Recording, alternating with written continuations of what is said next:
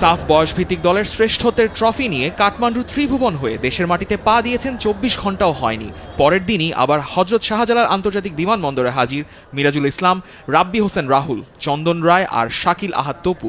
সাফের স্বর্ণালী গৌরব বয়ে আনা এই চারজন দেশে পা রেখেই পেয়েছেন আরেকটা সুখবর। ভুটানের সঙ্গে দুটো প্রীতি ম্যাচে বাংলাদেশের জাতীয় দলে জায়গা পেয়ে গেছেন এই চারজন।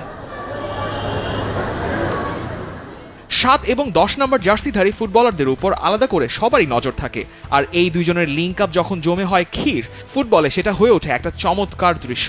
ফাইনালে নেপালকে ৪-১ গোলে হারানোর ম্যাচে আলাদা করে নজর কেড়েছেন এই দুইজন। তার প্রতিদানও পেলেন জাতীয় দলের ডাক পেয়ে। বসুন্ধরা কিংসের উইঙ্গার রাব্বি হোসেন রাহুলের জন্য অবশ্য জাতীয় দলের ক্যাম্পটা পরিচিত বেশ। এর আগেও ছিলেন দুটো ক্যাম্পে, এর আগে ম্যাচ খেলেছেন চন্দন রায়ও। তাই জাতীয় দলে এবার দুই নতুন মুখ, মিরাজুল ইসলাম আর শাকিল আহাদ তপু।